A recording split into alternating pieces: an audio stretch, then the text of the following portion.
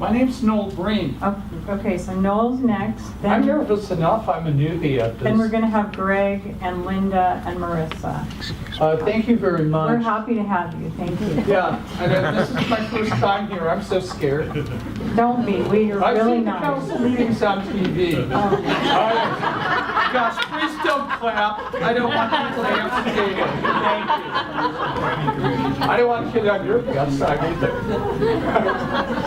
But I'm not here to give awards this evening. My name is Noel Breen. I live on Olympia Drive.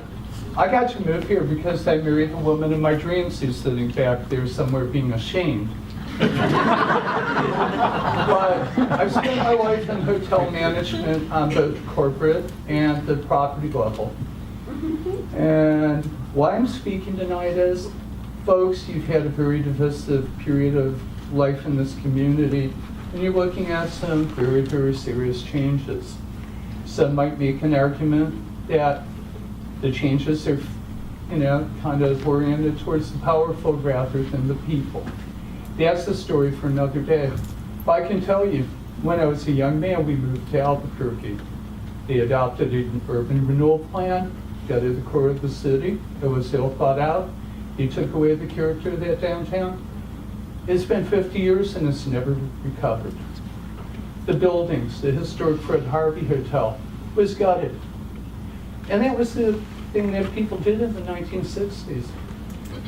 In the 1970s, same thing happened in Santa Fe. And as somebody in the hospitality business, some of the developments there took away the entire character of the community, made it a homogeneous place, drove people out who had families that lived there for generations. What I'm trying to, same thing happened in Phoenix with the convention center development. I sat on the boards of CBBs, historic preservation things. I've worked in 20 markets in my 20-year career practically. I'm just telling you folks, these things can be a slippery slope. If you go realize that you start messing all over with the architecture, the footprint of your community, building buildings too high. I realize there's a lot of money to be made in real estate, and I've been a direct beneficiary of development all my life, or I would not have had the career that I had. But as folks, I would go over and take a look at what you're doing, and the way that you're changing things potentially with this plan, and I would breathe long and hard and take a look at what you already have. I just got done managing a property here on contract, and the input that I got from the customers over and over, loved the ocean, they liked Legoland, they were okay with the outlet mall, but what they really liked and what they really enjoyed and what they didn't really expect was the charming little downtown and the experience that you have down there. Be very careful about messing with it. Be very careful about altering it. Be very careful about what you're looking at doing. Because I'll tell you, as a citizen of 3 places I love to death that made the wrong kinds of decisions with messing with their downtown, they never recovered. Ever. I don't want to see that happen here. And I have experienced it in my own life. Some of the plan is admirable. I'm all for traffic calming. I'm all for a lot of the things I see in it. But when you start knocking the buildings down and building them high and talking about multi-use residential and all the rest of these things is, again, unforeseen circumstances. To those of us who grew up back east in the 60s, you saw what happened when they used to build projects and low-income housing as part of master plans.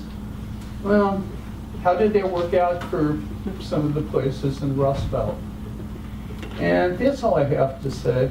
Again, I apologize for my lack of specifics, but there's a whole room full of people that can take care of that angle.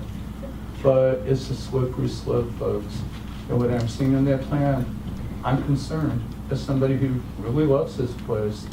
And if I were the people sitting at this podium, I would be very, very concerned and very, very conservative about the changes that this plan may bring about, because your kids and your grandkids, especially if they're worried about water in a drought area, in a state that's suffocating, in a place with global warming and all the other horror stories, might not thank you very much or as much as we think that they might.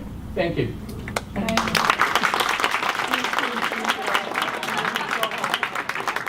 Greg?